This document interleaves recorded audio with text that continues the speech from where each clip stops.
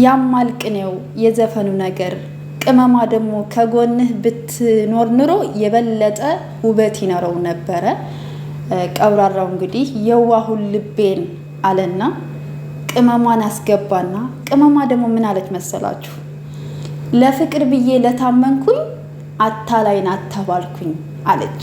ንግስቱን አስከባሪ እሷ መልእክቱን የእሷን መልእክት እሱ ስለሚያውቀው በዘፈኑ መሃል እሷን አስገባት። ያው በአካል ባትገኝም እንደተገኘች አስቡት ብዬ ነው እኔ ለእናንተ አስባለሁ እኮ። ያው ለአንዳንድ ሰዎች ለምትናደዱ ሰዎች ደግሞ እህቶቼም ስለሆናችሁ ታሳዝኑኝ አላችሁ። እና ለማንኛውም ፏፈሽ በሉ ጨሪቃዎች፣ አወዛጋቢዎች፣ ውዝግብግብ እኮ አደረጋችሁና በቃ። እና ብሩኬ ደግሞ ከሀገር ወጣ የምትሉ አንዳንድ ሰዎች አላችሁ። እሱ ከሀገር አልወጣም። ንግስቱን ትቶ ሀይሚዬን ትቶ የትም አይሄድም። እሱ የተፈጠረው ነገር እውነትም ይሁን ለስራም ይሁን ነገሮች እስኪስተካከሉ መጨረሻውን እስከምታዩ ድረስ ተረጋግታችሁ በትዕግስት እስከ መጨረሻው ድረስ ተከታተሏቸው።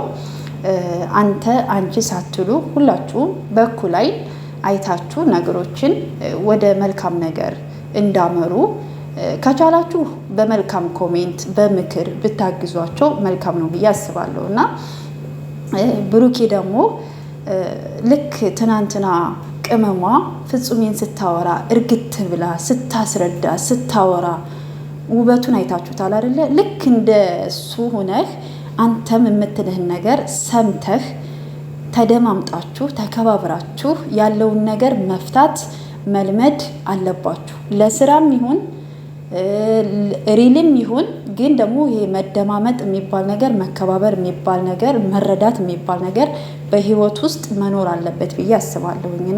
እና በዚህ አጋጣሚ ደግሞ ጨሪቃዎችን የምትወዷቸው በጣም ብዙ ናቸው እና በእነሱ መጣላት በእነሱ አንድ አለመሆናቸው በፍቅር አለመምጣታቸው በጣም ብዙ ሰው እህቶች የታመማችሁ አላችሁ፣ የምታለቅሱም አላችሁ። እናንተ የመውደድ ልብ ስላላችሁ በእውነት በጣም ደስ የሚል ነገር ነው። ሰው መውደድ በጣም ከባድ ነው። እኔ አሁን እንደዚህ ሳወራችሁ ቀላል ነገር አይደለም። እኔ ሀይሚና ብሩኬን በጣም ነው የምወዳቸው ሁለቱም ማለት ነው። ለየብቻ እንኳ ሲመጡ በጣም ይከፋኛል። በሌላ ቤት እንኳ ለየብቻ ሲመጡ በጣም ነው የሚከፋኝ። እውነት ለመናገር ለምደናቸዋል፣ እንደ ቤተሰብ አድርገናቸዋል። ሁልጊዜ እንከታተላቸዋለን። እነሱን ከመከታተል እነሱን ከማየት ደግሞ እኛ ደግሞ በቃ ፍቅራቸው እየተጋባብን እየወደድናቸው እያከበርናቸው መጣንና የሆነ ነገር ሲፈጠር ቶሎ ብለን በቃ ልክ እንደ እህትና እንደ ወንድም ስለምናያቸው ለምን እንዴት ያው ሁልጊዜ ደግሞ በሰው ህይወት ውስጥ ፍቅር የለም። ሁልጊዜ ፍቅር አይኖርም። መጣላት አለ፣ መጋጨት አለ፣ ፈተናዎች አሉ። በዛ መሀል ደግሞ አሁን ስቀን ከሰዓት በኋላ ምን እንደሚከሰትብን እኛ አናውቅም አይደለ? ሁልጊዜ ሳቅ የለም፣ ሁልጊዜ መከፋትም የለም፣ ሁልጊዜም ሀዘን የለም፣ ሁልጊዜም ደስታ የለም። እና ሁሉንም አመጣጥነን ነው የምንኖረው አይደለ? ደስታ እንዳለ ሀዘን አለ፣ ሳቅ እንዳለ ደግሞ ብዙ ነገር አለና ነገሮችን በተለያየ መንገድ መረዳት አለብን። እናንተ ደግሞ ሰው ሀገር ላይ ያላችሁት ማንም የለንም ታውቃላችሁ። እና እራሳችሁን እንድትጠብቁ በጸሎታችሁ በዱዓችሁ እንድታስቧቸው ማለት እፈልጋለሁ። እና ራሳችሁን እንዳታጨናንቁ።